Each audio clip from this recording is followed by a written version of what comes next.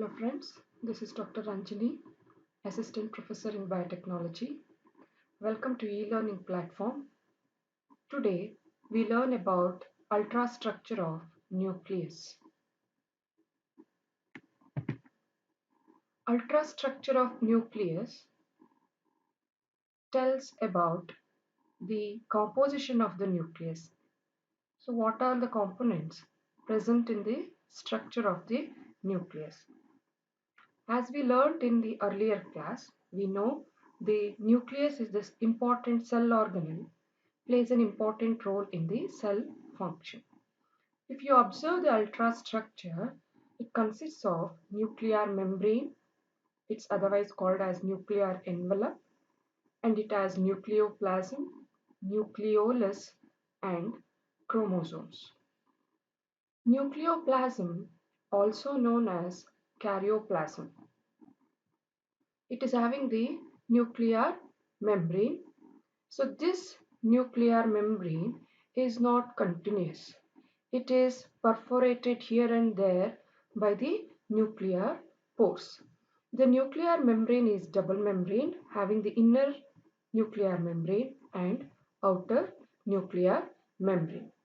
And this nuclear membrane encloses the nuclear component like chromatin reticulum, nucleoplasm, and the nucleolus. The pore structure, earlier it was said like it is composed of annulus. It's made up of amorphous diaphragm like structure, but later recently it is made up of nuclear pore complex. That is the invention where the pore is made up of the nuclear pore complex that you will be learning in the coming slides. And this inner nuclear membrane and the outer nuclear membranes are made up of phospholipid bilayer. Nuclear membrane, it is a double membrane structure, each of 5 to 10 nanometer thickness. It is having the thickness of 5 to 10 nanometer. Numerous pores occur in the envelope. What is the role of these pores, nuclear pores? This is allowing RNA and other chemicals to pass through, but not the DNA. Because the nuclear membrane is impermeable to most molecules like DNA, nuclear pores are required to allow movement of molecules across the envelope.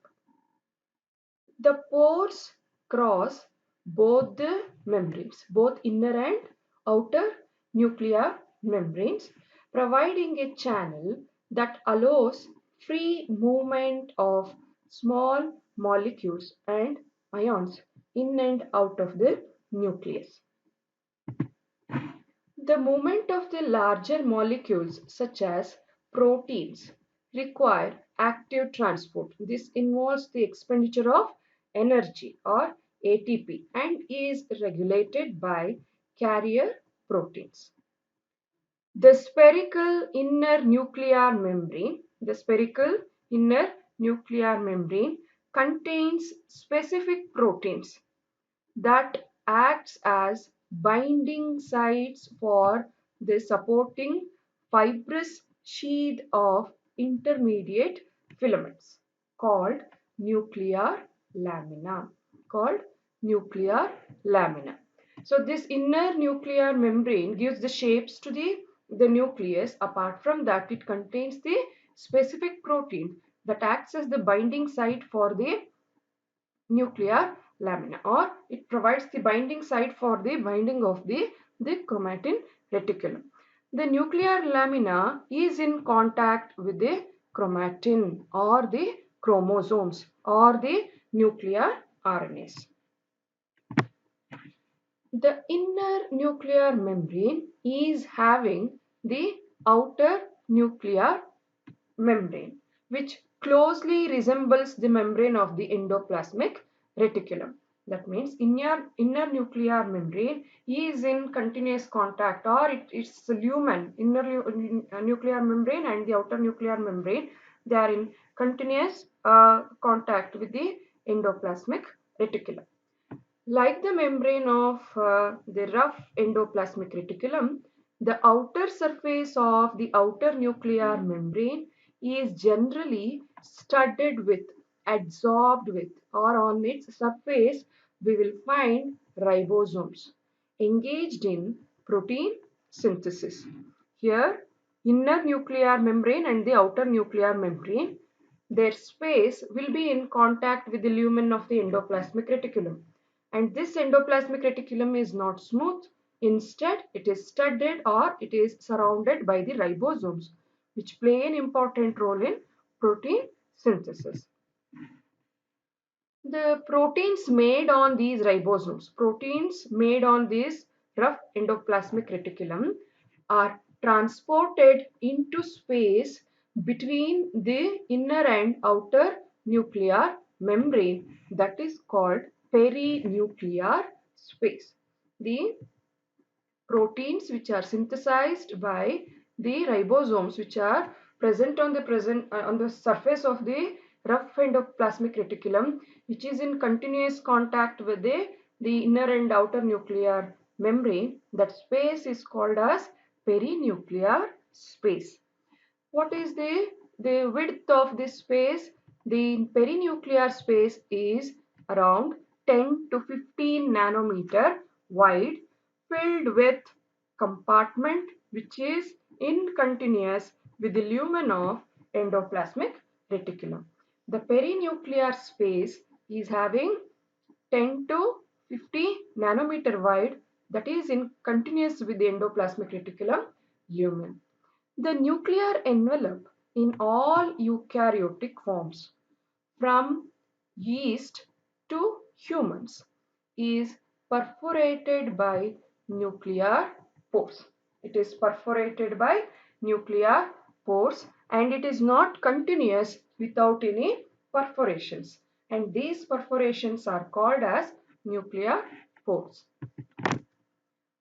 The nuclear pores appears circular in surface view and have a diameter of 10 to 100 nanometer. They have a diameter of 10 to 100 nanometer. From the surface, when you observe, the nuclear pore will be circular in its shape. Previously, it was believed that a diaphragm made of amorphous fibrillar material extends across each pore, limiting free transfer of material, free transfer of material. Such a diaphragm called annulus, such a diaphragm is called annulus, has been observed in animal cells, but it is absent in plant cells. Recent electron microscopic studies have revealed that nuclear pore has far more complex structure. It is not only restricted to the diaphragm-like structure that extends between the space of the nuclear pore. It is having more complex structure. It is called nuclear pore complex with an estimated molecular weight of 50 to 100 million Daltons. Negative staining techniques have demonstrated that pore complexes have an eightfold or octagonal symmetry.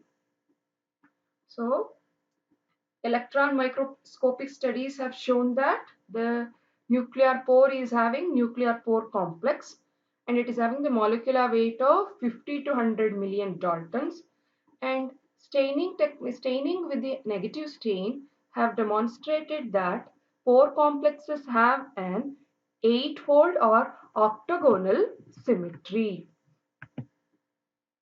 So how densely they are distributed on the surface of the nucleus, nuclear pores, how densely they are distributed. The nuclei of mammals, we will find about 5 to 15% of the surface area of the nuclear membrane will be having the nuclear pore. Similarly, in amphibian oocytes, certain plant cells and protozoans, the surface is occupied by the nuclear pores may be as high as 10 to 36%. In mammals, it is 15%, up to 15%. In case of plant cells, amphibian oocytes and protozoans, the percentage of the nuclear pore distribution density on the nucleus is around 20 to 36%. If we consider the arrangement of nuclear pores on nuclear envelope, in somatic cells, the nuclear pores are evenly or randomly distributed over the surface of the nuclear envelope. However, the pore arrangement in other cell types is not random, but rather they will be in a specific arrangement. For example, in the spores of equisetum, we will find the arrangement of nuclear pores in the form of rows and to clusters in the oocytes of the xenopus and to hexagonal shape in case of Malpighian tubules of leaf hoppers in packaging order. So the arrangement of the nuclear pores may be randomly distributed on the surface of the nuclear envelope, or they may be in a particular shape like rows in equisetum, clusters in xenopus, hexagonal distribution in Malpighian tubules of leaf hoppers. Next, coming to the nucleocytoplasmic traffic. Quite evidently, there is considerable movement or trafficking across the nuclear envelope during interphase. During interphase, before the cell undergoes actual cell division, the many molecules will be synthesized inside the cell, which will prepare the cell to undergo cell division. During that period, there is trafficking of the molecules or the ions takes place across the nuclear envelope. This is called nucleocytoplasmic traffic. So trafficking means it's the movement of the ions or the essential molecules across the nuclear membrane. Ions, nucleotides, structural, catalytic and regulatory proteins are imported from the cytosol. From the cytosol, ions, nucleotides, structural, catalytic and regulatory proteins are imported from the cytosol or the cytoplasmic matrix. mRNA, tRNA are exported to the cytosol. They are exported to the cytosol. However, one of the main functions of nuclear envelope is to prevent the entrance of active ribosomes into the nucleus. Active ribosomes will not be transported inside the nucleus through the nuclear envelope. Next, coming to the nucleoplasm, the space between the nuclear envelope and the nucleolus is filled by a transparent, semi-fluid, granular and slightly acidophilic ground substance, or the matrix is known as nuclear sap or nucleoplasm is otherwise termed as karyolymph. The space between the nuclear envelope and the nucleolus is filled by a transparent, semi-solid, granular, slightly acidic substance known as nucleoplasm. The nuclear components such as chromatin threads and the nucleolus remain suspended in the nucleoplasm. The chromatin reticulum or the chromosomes and the nucleolus remain suspended in the nucleoplasm, which is composed mainly of nucleoproteins. Nucleoplasm is mainly composed of nucleoproteins, but it also contains other inorganic and organic substances, namely nucleic acids, proteins, enzymes, and minerals. So this is regarding nucleoplasm. The space between the nuclear envelope, that is the perinuclear space, as well as the nucleolus, is filled with transparent semi-solid, granular, and acidophilic substance or the matrix called nucleoplasm. It is otherwise called nuclear sap or the karyolip. The nuclear components such as chromatin reticulum, chromosomes or the nucleolus will be suspended in the nucleoplasm, which is mainly composed of or which is mainly made of nucleoproteins. But in addition, it also contains inorganic and organic substances like nucleic acids, proteins, enzymes and minerals. The most common nucleic acids of the nucleoplasm are deoxyribonucleic acid, is otherwise called as DNA, or ribonucleic acid called RNA. The nucleoplasm contains two types of the complex proteins. They are classified into basic proteins and acidic protein. The basic proteins take basic stain and they are known as basic proteins. The most important basic proteins of the nucleus are nucleoprotamines and nucleohistones. Protamines and histone molecules will be present in the basic protein. They show the positive reaction with the basic stain. The acidic proteins are otherwise called as non-histone proteins. The acidic proteins either occur in the nucleoplasm or in the chromatin The most abundant acidic proteins of the euchromatin are phosphoproteins. The important acidic proteins are phosphoproteins. They are present in the euchromatin region. This is a type of chromatin which will take up less stain when you stain with the acidic stain because of the less coiling.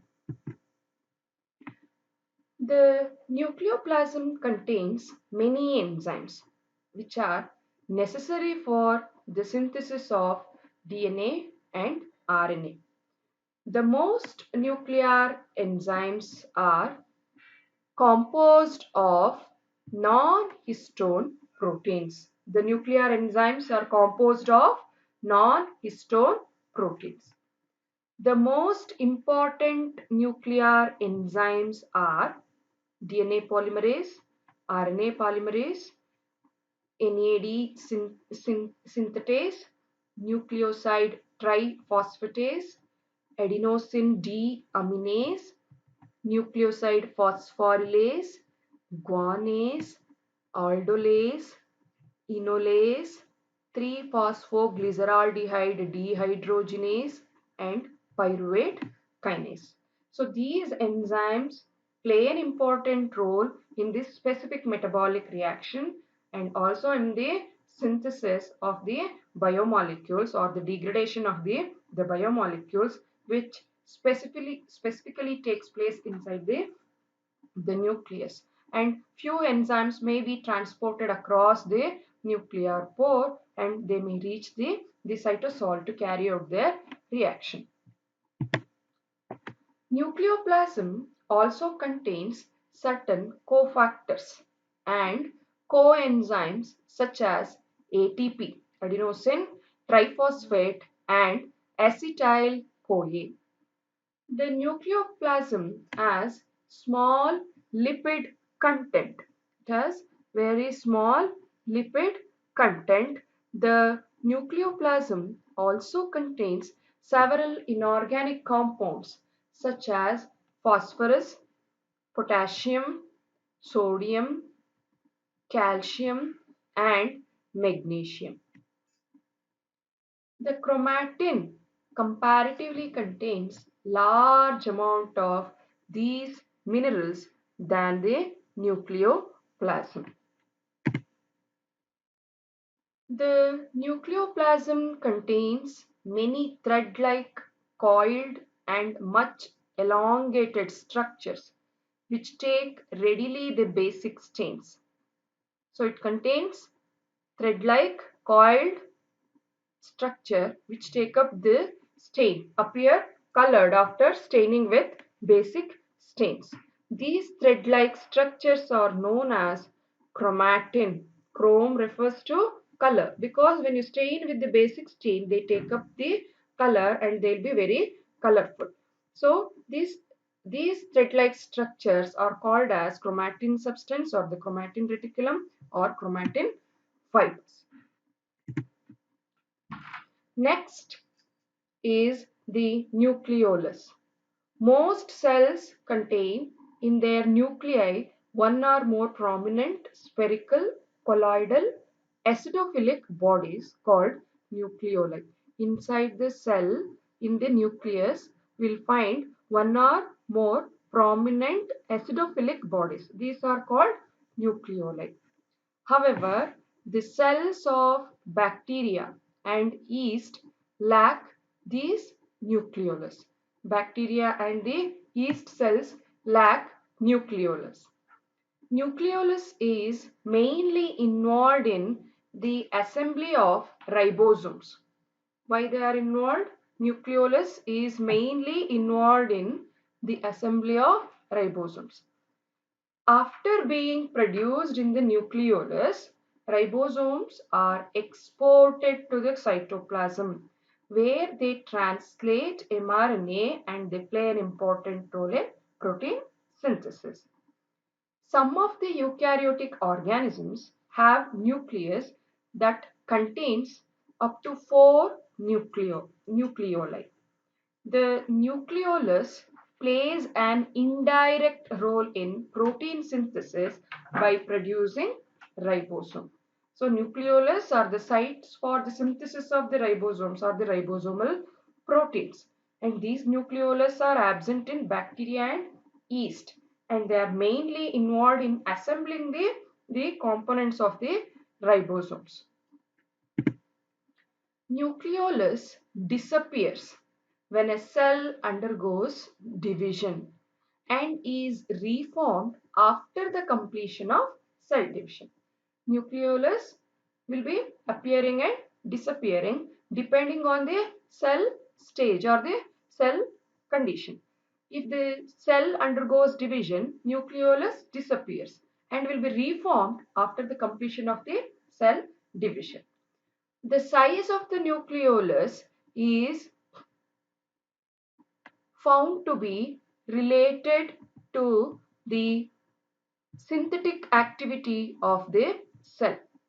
The size of the nucleolus depends on the synthetic activity of the cell. Therefore, the cell with little or no synthetic activity like sperm cells, blastomeres and muscle cells are found to contain the smaller or no nucleoli. The cells without synthetic activity will not have the nucleoli or they will have very small nucleoli.